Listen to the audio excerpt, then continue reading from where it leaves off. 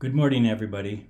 There's been a couple of titles to this project being sent around during the last couple of years. The efficacy and cost savings of fencing and wildlife crossings to reduce wildlife vehicle collisions in the Bow River Valley of Alberta, Canada.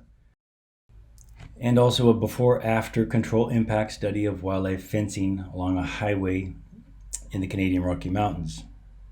This presentation is one of 3 projects that we participated in as part of the pooled fund study.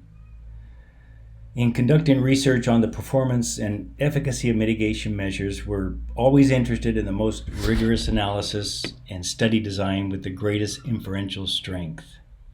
The before-after control impact, or the BACI design, is widely recognized by statisticians as the ideal because of its inferential strength compared to just a before-after or a control impact design.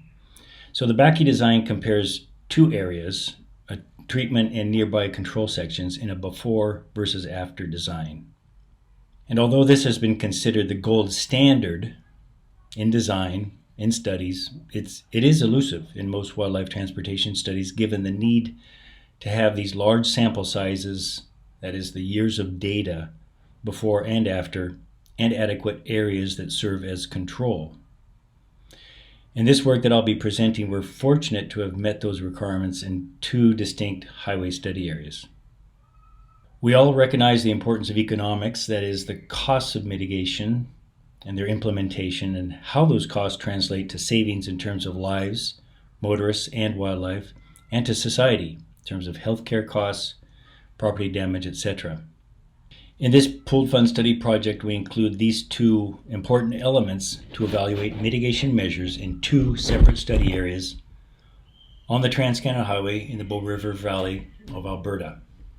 To counteract the negative effects of wildlife vehicle collisions on wildlife and people, transportation agencies have employed a number of mitigation strategies and technologies over the years, and I'm sure all of you have used these over your years of work with the transportation agencies. One of the more common tools is wildlife exclusion fencing, or fencing, which is designed to prevent large animals from accessing the road right-of-way.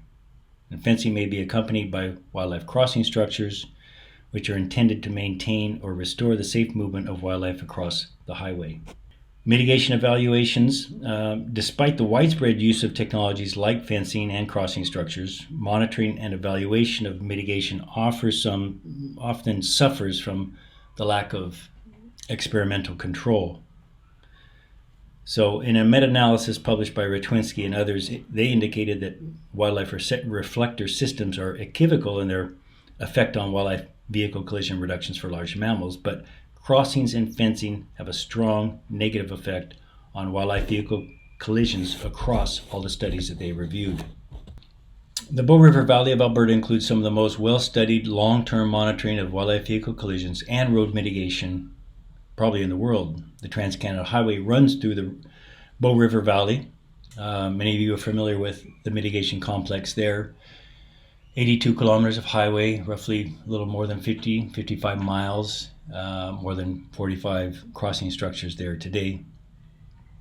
And just to the east of Banff National Park, on the Trans-Canada Highway in the province of Alberta, an equally important landscape for, at a regional scale, large landscape scale for maintaining wildlife populations, wide-ranging mammals like wolves, grizzly bears.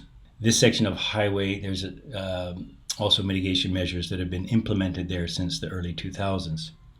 So here in this project, we used an opportunistic field experiment in a BACI design to quantify the effect of highway fencing on large mammal wildlife vehicle collisions. So building on published values that assess the costs of wildlife vehicle collisions to society in terms of property damage, injury, and lost opportunity, this was from Hauser et al. 2009, we also measured the number of years from the completion of mitigation to reach a cost recovery in reduced wildlife vehicle collisions. The objectives of our study really were twofold: to compare wildlife vehicle collision counts before and after mitigation on treatment and control sections using the BACI design, and secondly, with the data that we've collected, to determine the cost savings from changes in wildlife vehicle collisions using the average monetary cost by species. In this slide, you can see really the general location of the two study areas, the national park boundary, Banff National Park. To the west, we have the Banff National Park section, Phase 3A of the Trans-Canada Highway. And to the east, outside of the park in the province of Alberta, also on the Trans-Canada Highway, the Dead Man's Flat section. It's a smaller segment of highway.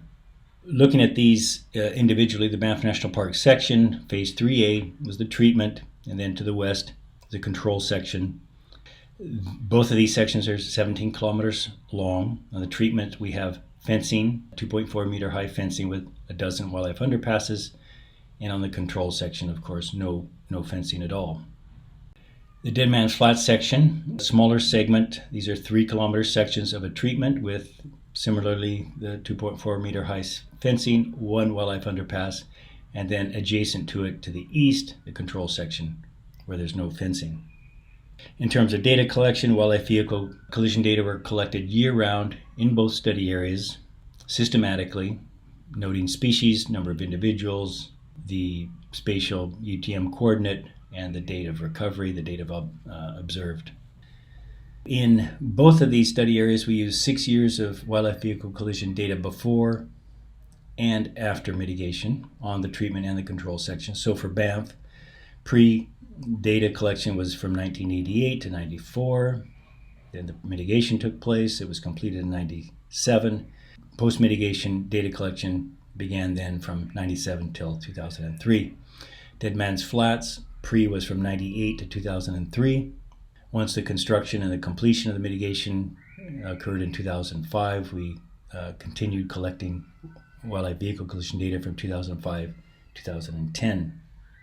So I'll provide some of the results here. Just to summarize, we compiled data from 376 wildlife vehicle collisions, including 151 from the 2 control road sections and 225 from the 2 impact sections. Most wildlife vehicle collisions, or 92%, involved ungulates, and 43% of all ungulate collisions involved elk. Among 31 carnivore wildlife vehicle collisions, most, or 65%, were black bears.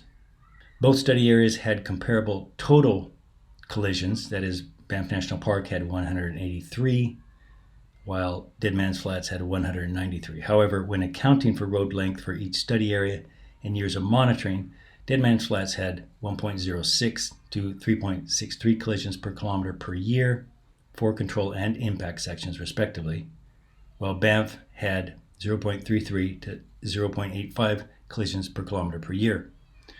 Across all species and study areas, the timing and of mitigation was associated with a 2% increase from 0.50 to 0.52 collisions per kilometer per year in the wildlife vehicle collision for control sections, and a 78% reduction for the fence section. So huge reductions in the fence sections.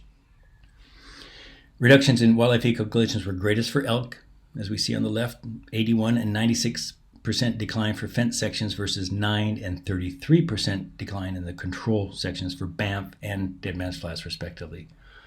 White-tailed deer on the right, 100% and 74% decline for fence sections versus a 0 and 3% change in control for Banff and Dead Man's Flats, respectively. And mule deer in the middle, 96 and 60% decline for fence sections versus 75 and 30% decline in control for Banff and Dead Man's Flats, respectively, in the after period relative to the before period. So what's noteworthy here is that both elk and mule deer collisions declined in the unfenced control sections. At the taxa level, there was a significant interaction of road segment and the time sequence for ungulates, but not for carnivores. Now, getting on to the costs here, the average cost per collision data was used in our study to calculate benefits of having mitigation in place. These base costs were developed in a 2009 study by Hauser et al. Many of you are familiar with these and have heard about this work in the Pulfin study as well and the update to it. In terms of cost to society, prior to mitigation, wildlife vehicle collisions incurred a total cost of slightly more than $24,000 to $69,325 per kilometer per year for control and treatment road segments. These were pooled across study areas. So following mitigation, wildlife vehicle collisions incurred a cost of $21,000 to almost $9,000 per kilometer per year for control and treatment road segments, respectively. In other words, the cost of wildlife vehicle collisions across the control sections declined by $2,700 per kilometer per year, even though these sections were never fenced during the study area. And this outcome is likely driven by the observed decline in elk and mule deer collisions at the control sections. Over the same period of time, the cumulative cost of wildlife vehicle collisions in fenced sections declined by $60,541 per kilometer per year.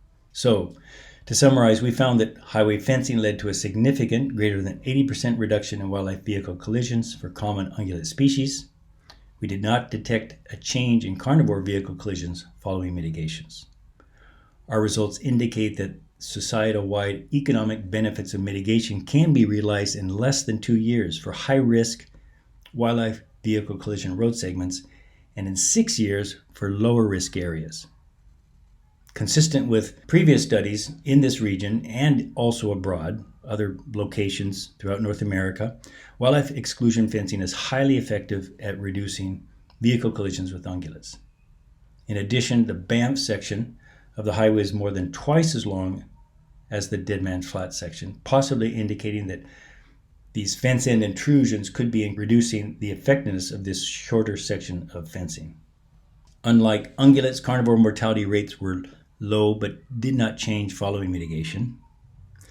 The lack of response by carnivores can be explained by both biological and statistical reasons. From a biological perspective, page wire fencing can be climbed easily by black bears if they'd like to, the most common carnivore, the most abundant carnivore in our study area. In addition to the biological explanation, our study may not have had the statistical power to detect a change in carnivore collisions over time. For example, we detected no cougar mortalities in Banff and just 4 in the Dead Man's Flats area. Of those 4, only 1 occurred in the control section. Similarly, low observations occurred for wolves and lynx, making it impossible to conduct species-specific comparisons among carnivores. The sample size were just too small. From a road safety perspective, our results suggest that carnivore vehicle collisions are low risk. However, the per capita effect of even rare mortality, especially for adult females, can be profound for low-density species like carnivores. For the public, the return on investment from highway mitigation can be realized fairly rapidly, providing that a few conditions are met. First, that the fencing needs to be placed in areas with high risk of collisions. And so, while intuitive, identifying the area of high risk also requires adequate data, long-term, consistent, and accurate data collection protocols. Variation in such protocols, such as GPS versus landmark-located carcasses, can profoundly affect where and why roadkill hotspots occur. Prior to mitigation in our study area, high-risk sections of the Trans-Canada Highway incurred close to $70,000 per kilometer per year in damages to vehicles, human health, and lost opportunity costs of wildlife mortality. With an estimated cost of $60,000 per kilometer for fencing, benefits to society at large are realized almost immediately. Following perspectives shared by Rytwinski et al. In their 2015 paper, our study was one of the few to conduct a BACI analysis to test the effectiveness of fencing to reduce wildlife vehicle collisions. This approach was made possible by the long-term monitoring of wildlife vehicle collisions conducted along the sequential phases of the Trans-Canada Highway Mitigation Project in Banff, and also outside of the National Park in the province of Alberta. Such a phased approach in Banff, for example, can be very cost-effective by targeting high-risk areas with more efficient and shorter road segments. As part of this long-term approach to monitoring, accounting for temporal autocorrelation will become a more reliable means to meet the assumptions of statistical analyses. These approaches may not be reliable for short time series data, even if the variances in the data are temporally structured in the statistical model. Fencing is being used for a variety of purposes in conservation science, conservation practice, including human-wildlife coexistence, disease mitigation, basic ecological research, and, of course, ecological restoration.